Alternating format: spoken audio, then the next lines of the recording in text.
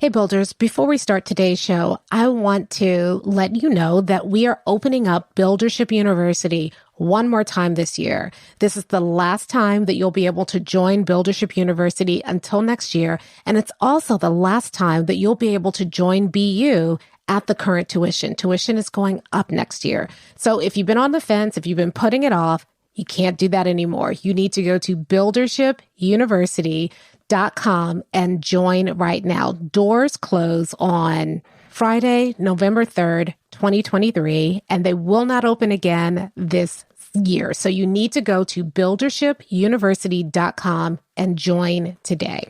Now, on to the show. You're listening to the School Leadership Reimagined podcast, episode 231. How do builders like us make a dramatic difference in the lives of our students in spite of all the obstacles we face? How do you keep your vision for your school from being held hostage by resistant teachers, uncooperative parents, ridiculous district policies, or a lack of time, money, or resources? If you're facing those challenges right now, here is where you'll find the answers, strategies, and actionable tips you need to overcome any obstacle you face. You don't have to wait to make a difference in the lives of the people you serve. You can turn your school into a success story right now with the people and resources you already have. Let's get started.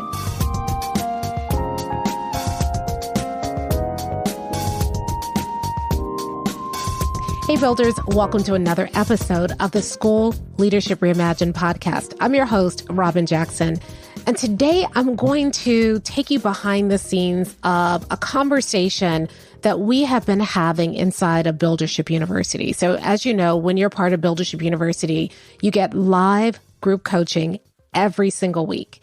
And the last few weeks, we've had several people come in who've been really frustrated because they are trying to pursue their 100% vision, but they're getting a lot of pushback from their district.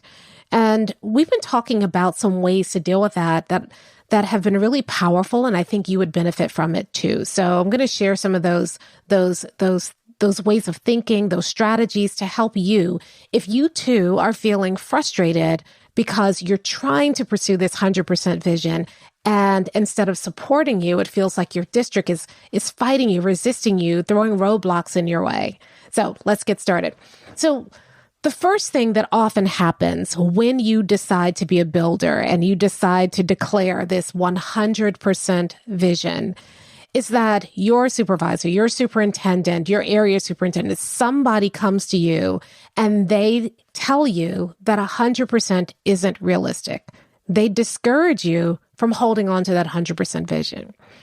And it's often disheartening when you go to somebody who says they want success for all children, who's pushing you to increase success for your students, and you say, yes, I want to do it. I want to increase success. I want to pursue 100% success. I want to make sure every single child in my school is successful. And they say, well, that's not really realistic.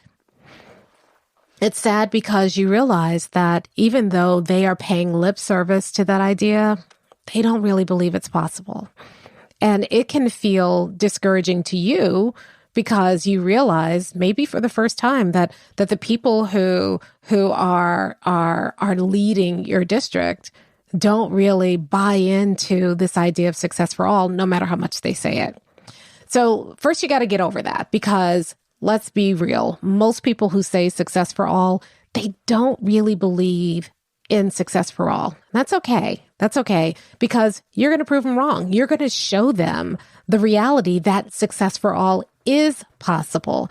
And so that should make you excited instead of discouraged, because you are now in a place where you can help somebody who may have started out believing that, but has lost their way. You can help them find their way again. You can show them that it is possible. So you should feel excited, not sad. But a lot of times they will try to tell you, you can't say that, or you shouldn't say that. You know, they'll give you all the reasons that leaders use for why 100% vision isn't possible. They'll try to convince you to shoot for 60% or 80% or whatever, you know, they've sold their soul, whatever number they sold their soul for, right? They're going to try to do that.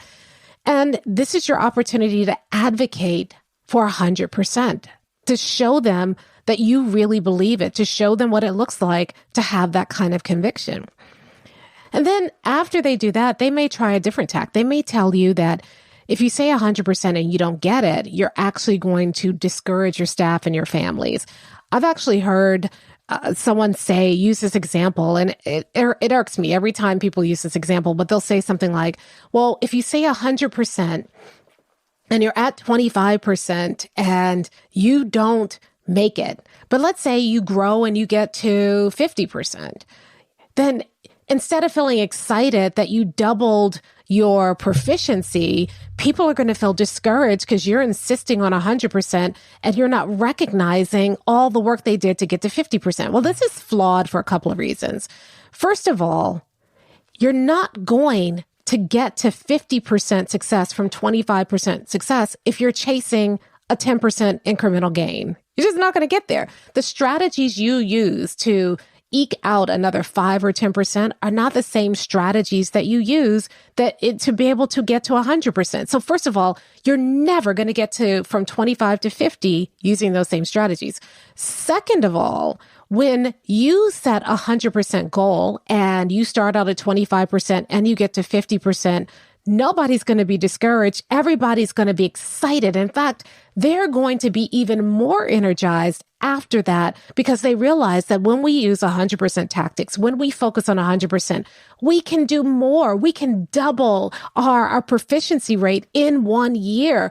Just imagine what we can do in 3 years. People are going to be so excited. You're going to have so much more momentum. Nobody's going to be like, well, we only got to 50% and now we can't get to 100%. People are going to be like, look, if we could do that in 1 year, imagine what we could do in 3 years. So it's just a flawed premise. And so you can show them examples of other schools. We have so many schools in Buildership University who have push for a 100% goal. And when their school makes those huge gains in 1 year, they're so excited. They're so much more motivated. They're so much more committed because they've made those gains. So it just doesn't happen. So when people try to discourage you, it doesn't mean that you're wrong. It means that they are used to dreaming small. They've let go of their bigger dreams. And so rather than feeling defensive or discouraged, just feel sorry for them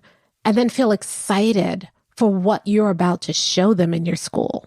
Okay, so that's the first thing that happens. Usually you run into somebody at the district level who tries to discourage you. Don't let them discourage you. You know, you are different. The moment you become a builder, you are different than everybody else because you're a builder, not a leader. And instead of getting discouraged or frustrated, just realize they're leaders. That's what leaders do. And you're a builder, so they're not going to get it. But show them. You know, a year from now, they're going to be asking you to speak to all of your other principal colleagues and tell them, what did you do to get there? And then you get an opportunity to really show people what's possible. You are leading the way. You're building the way. You're not leading the way. You're building the way. And that's super exciting. That should be so encouraging for you. Okay. The second thing that often happens is that you are off pursuing your buildership goals. You know, we're in the middle of the October Reset free event.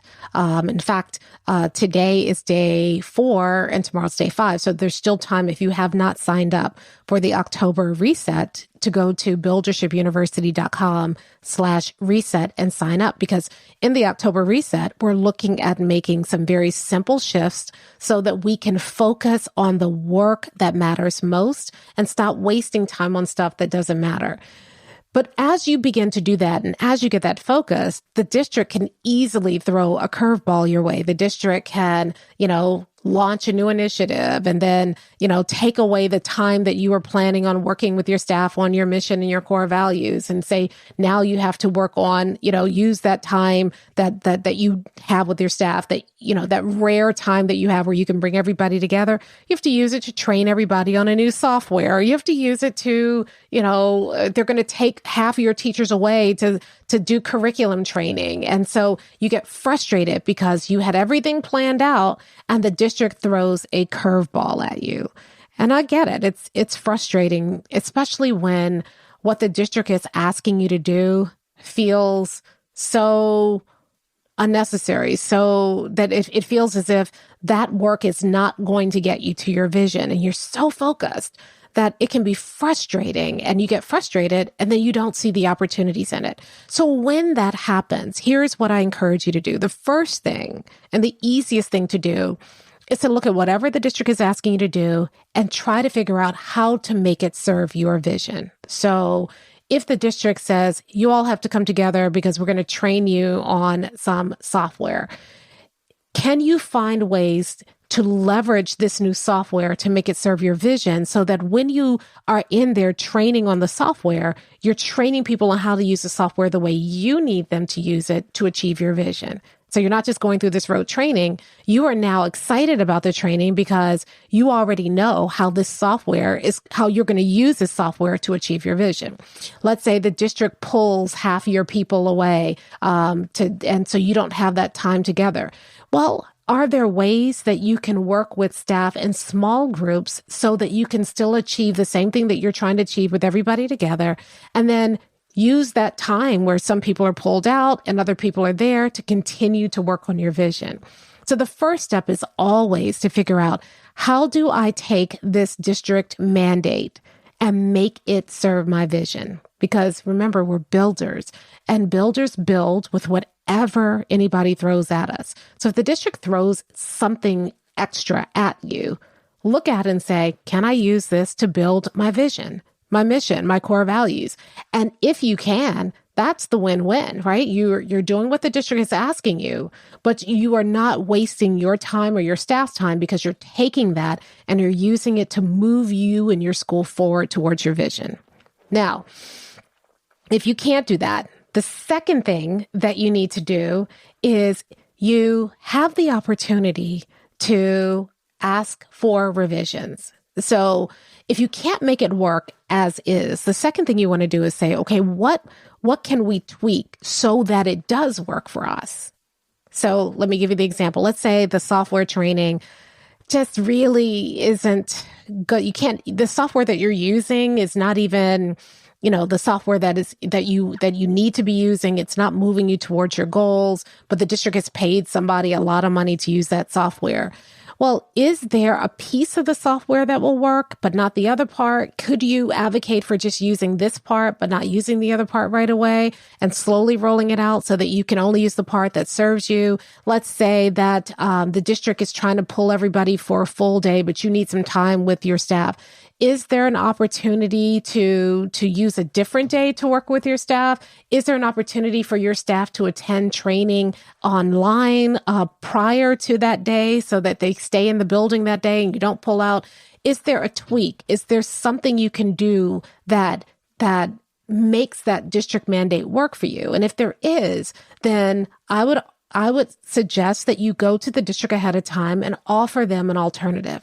Now, this only works if you bring the alternative as a way to serve the district rather than a way to serve you. So if you go to the district and you say, I need my staff in the building, you can't take them out the building. Well, nobody's going to listen to you. You just sound like you're whining. But if you can say, listen, I understand what you're trying to do. You want to get everybody together because you want to make sure people are doing that. My teachers are already doing that. And if we can commit to doing what you're asking them to do, and I can show you evidence that they're already doing that, can they be excused from the training? Do you see the example? That the difference, because you're not asking for you. You're telling the district, I want to do what you're asking us to do. I want to make sure that we are doing things with fidelity. If the training is about getting people to do things with fidelity, and we're already demonstrating that we're doing it with fidelity, may we be excused? Because here's what we want to do instead. Now, it may work, but it doesn't hurt to ask. And again, if you're looking at it from the district's perspective instead of your perspective, you can often get opportunities to tweak and revise as long as the district gets what they want out of the bargain. So that's the second thing to do.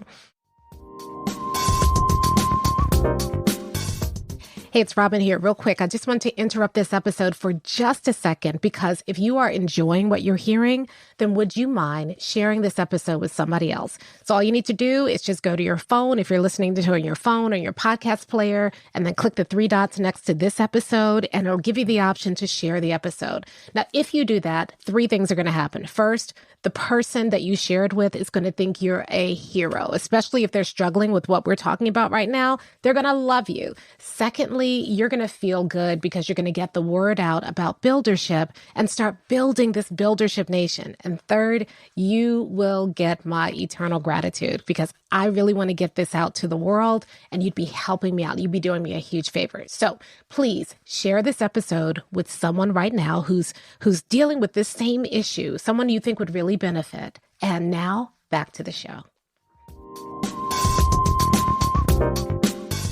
Now, in some cases, the district's going to say, no, you have to go.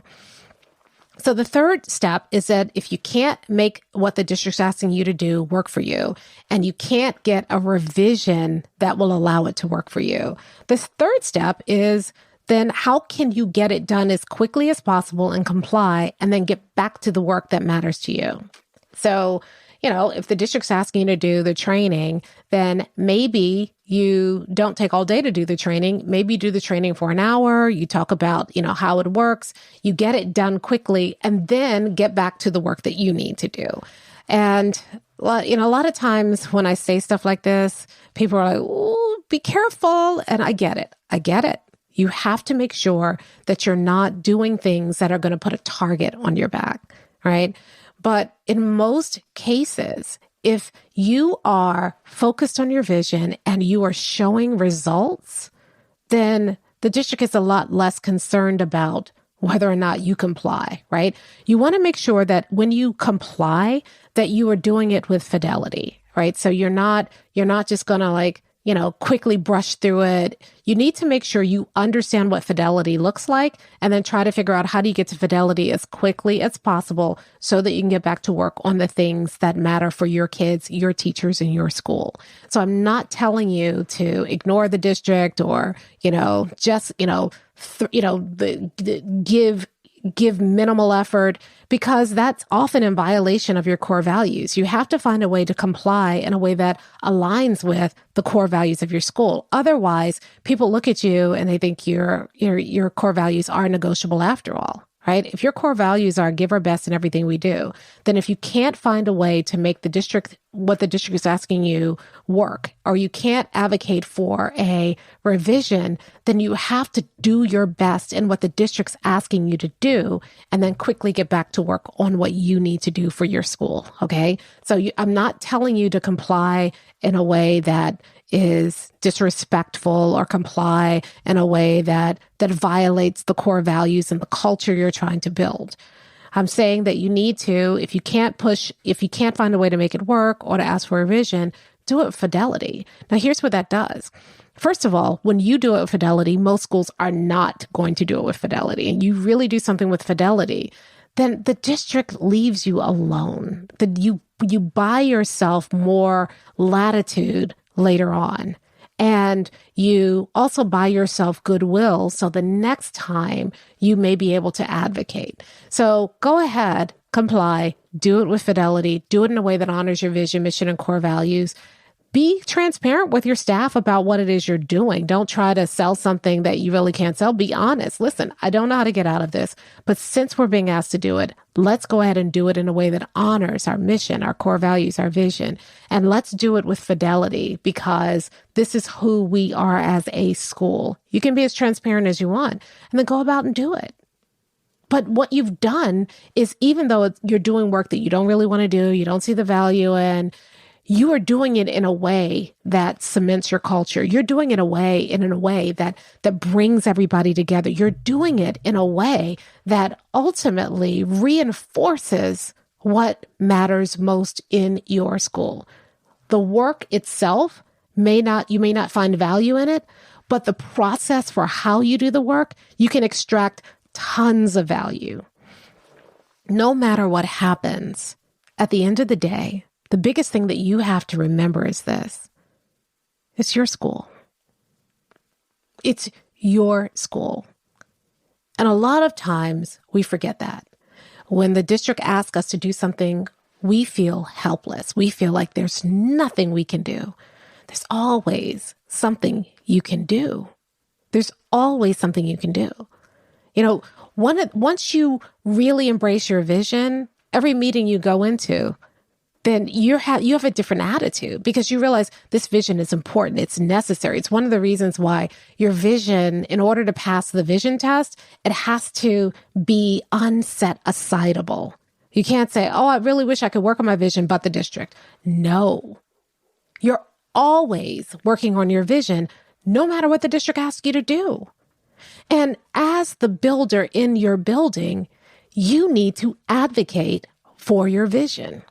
So many people have a vision. They know it's important, but then the moment the district says something, they collapse because we've gotten in this habit of just immediately doing whatever the district says and not advocating for our school and our students. We feel helpless. And I get it. So many of us are in school situations and districts where in the past people have been punitive, people have punished. I remember working in a district and I wanted to do something and people said, if you do that, you will never go anywhere in this district. And the thing that I was trying to do, I remember going to the associate superintendent saying, here's what I want to do. And she said, listen, you do that, it's career suicide. You advocate for that. You will, and I can't go to the superintendent and do that because it'll put me in danger. So if you go to the superintendent with this, you're on your own. But because I believed so passionately in what I was doing, I took the risk. I was nervous. I was so sick to my stomach. I couldn't keep any food down. I was terrified. And I went in, and the superintendent wasn't known for being the nicest of people. He took pride and he said, I'm a mean SOB, but I'm the same mean SOB to everybody. Like that was something he actually said. This wasn't easy to do. And I didn't have any power. I didn't have a position and I'm going in, but I believed so much in what I wanted to do and why it was important. I just said, I got to do it. So I remember going into his office and sitting down and laying out my case. And I was fully prepared to get, cussed out, told off, dismissed. But instead, he heard me out. And I could tell I'd earned his respect. I didn't just go in brash and say, here's what I want to do. And you need to, that doesn't win any time. But when you go in and you use the vision story framework that we teach inside of Buildership University that helps you put yourself in the other person's shoes, and you advocate for children in a way that's respectful, you earn their respect. At the end of the day, he was great. He was like, I fully support that. In fact, I want you to head it up. I want you to do it. And he came out as my biggest advocate.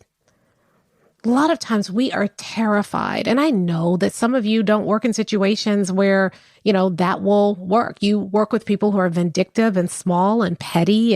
And so you may have to find a way around it. But the point is, regardless of your situation, you have to be an advocate for your own vision. Remember, if you don't believe in your vision, if you don't fight for your vision, nobody else will. And because your vision isn't selfish, because your vision is about your students, then you have a right to fight for them. They need you to fight for them. So we have to remember that that is our job as builders, not only to set the vision, but to be our vision's biggest advocate. And a lot of us have forgotten that. A lot of us feel like, well, if the district says this is the way it has to be, then this is the way it has to be. No, it doesn't. I was talking to a builder and she was saying, well, the district says I have to meet with these people. And that's okay. I mean, I'm not telling you to break the meeting, but the meeting doesn't have to be their agenda. It could be your agenda. When you are sitting down and you're meeting with anybody in the district, one of the first things you should say is like, listen, I'm excited we're about to meet today. I'm really excited to hear what you have to say. And I want you to know from the very beginning, I want to support it. But I also have another agenda because I have this vision for our students. And so as we're talking, I'm not only thinking about ways that I can support what you're asking me to do, I'm also thinking about ways we can take this work that you're asking me to do and make it serve our kids in this way. So that's that. I just want to be transparent. That's why I'm here. So let's talk. Most of us don't even take that step. We just kind of sit and nod and, okay, well, whatever you say, because we are so used to just sitting and doing what we're told, because that's what the leadership model has trained us to do. I mean, think about it. As a leader, the leader, sets out ahead, and our job is to follow. But when you're a builder, your job isn't to follow. Your job is to build. And your job is to solicit other people's support in building. So I say to builders all the time, we got to stop asking for permission and start asking for support. Our job is not to go around with our hat in our hands and, mother, may I, because we're, for these kids are their kids.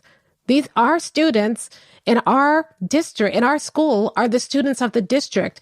Our goals are the same. We want 100% success. They want it too. And we forget that. So we got to get back to being advocates for our vision.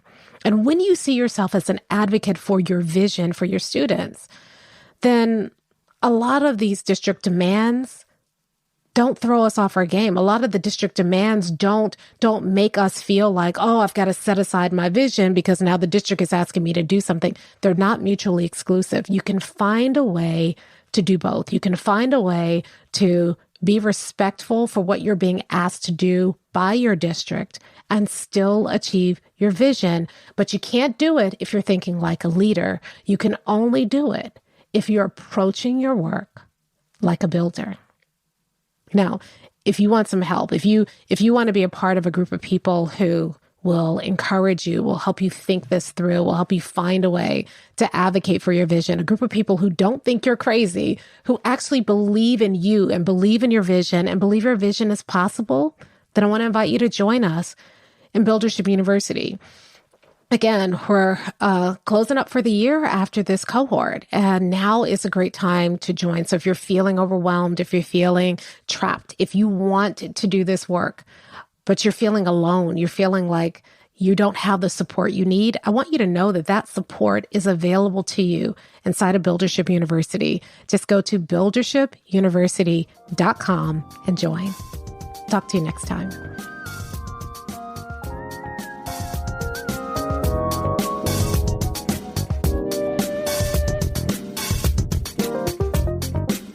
Hey, if you're ready to get started being a builder right away, then I want to invite you to join us at Buildership University. It's our exclusive online community for builders just like you, where you'll be able to get the exact training that you need to turn your school into a success story right now with the people and resources you already have. Inside, you'll find our best online courses, live trainings with me, tons of resources, templates, and exemplars, and monthly live office hours with me, where you can ask me anything and get my help on whatever challenge you're facing right now. If you're tired of hitting obstacle after obstacle and you're sick of tiny little incremental gains each year, if you're ready to make a dramatic difference in your school right now, then you need to join Buildership University. Just go to buildershipuniversity.com and get started writing your school success story today. Hey, it's Robyn here, and I want to thank you for listening to today's episode. Now, if you have a question about today's episode, or you just want to keep the conversation going, did you know that we had a School Leadership Reimagined Facebook group? All you need to do is go to Facebook, join the School Leadership Reimagined Facebook group. Now, there are going to be a couple of questions that we ask at the beginning because we want to protect this group and make sure that we don't have any trolls come in, and that it really is for people who are principals, assistant principals, district administrators. So make sure you answer those questions or you won't get in. But then we can keep the conversation going. Plus, we do a lot of great bonus content. I'm in there every single weekday. So if you have a question or comment about the episode, let's continue the conversation. Join us at the School Leadership Reimagined Facebook group, and I'll talk to you next time.